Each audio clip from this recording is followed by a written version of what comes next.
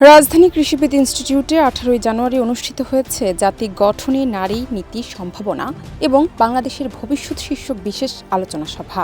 সভায় বক্তব্য রাখেন বিএনপির স্থায়ী কমিটির সদস্য আমির খসরু মাহমুদ চৌধুরী এবং সমাজ কল্যাণ ও নারী ক্ষমতায়ন সংক্রান্ত বিভিন্ন সংগঠনের প্রতিনিধি।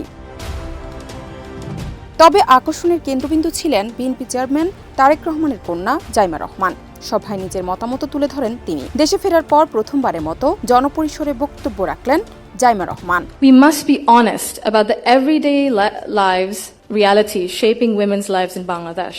সভায় জাইমা রহমান বলেন, আমাদের দৃষ্টিভঙ্গি আলাদা হলেও দেশের জন্য একসাথে কাজ করা সম্ভব। নিজের ছোট্ট জায়গা থেকেও সমাজ ও দেশের জন্য কিছু করার আন্তরিকতা সবার মধ্যে থাকা উচিত। বাংলাদেশের এই পলিসি লেভেলটায় আমার প্রথম বক্তব্য এটা। আমি এমন কেউ নয় যার কাছে সব প্রশ্নের উত্তর আছে বা সব সমস্যার সমাধান জানা আছে। তবু আমি বিশ্বাস করি নিজের ছোট্ট জায়গা থেকেও সমাজের জন্য, দেশের জন্য কিছু করার আন্তরিকতা আমাদের সবার মধ্যে থাকা উচিত।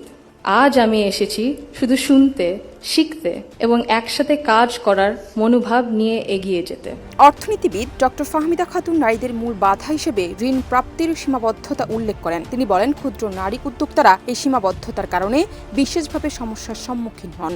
বাংলাদেশের যে উদ্যোক্তা হওয়ার কথা আমরা কেন বলি, কারণ বাংলাদেশের শ্রমবাজারটা এত সীমিত, সেখানে কিন্তু সকলের জন্য কাজ নাই।